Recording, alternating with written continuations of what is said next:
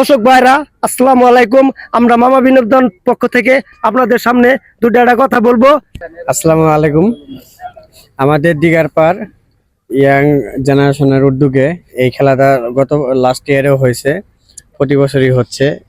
So তোমাদের সবাইকে আমার পক্ষ থেকে এবং আমাদের পক্ষ থেকে প্রাণ ঢালা অভিনন্দন এবং শুভেচ্ছা।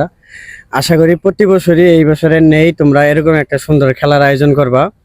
সো এর জন্যে আমাদের পক্ষ থেকে তোমার যতটুকু সার্বিক সহযোগিতা করা যায় আমরা করব। আমাদের মামা বিনোদনের পেজ আছে মোহাম্মদ রতন মিয়া, ঠিক আছে? আমরা দোয়া করি সে তার পেজে সাফল্য লাভ করুক, ইভেন সাফল্য লাভ করে আমাদের খেলার মধ্যে সেও কিছু কন্ট্রিবিউট করবে আমাদের। আলহামদুলিল্লাহ, আমার বাচ্চা সুন্দর একটা কথা বলছে।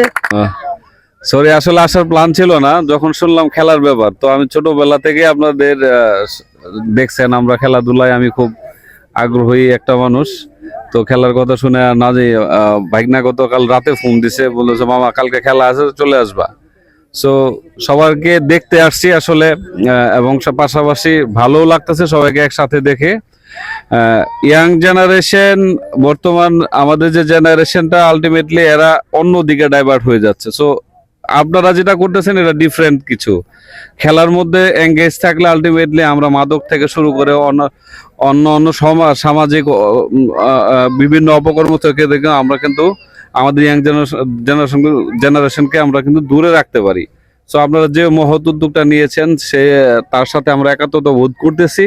পাশাপাশি আমরা অ্যাপ্রিসিয়েট করি যে ভবিষ্যতে আরো এরকম ভালো ভালো উদ্যোগ আপনারা নেবেন। আমরা সবসময় পাশে ছিলাম আপনাদের, ইনশাল্লাহ থাকবো।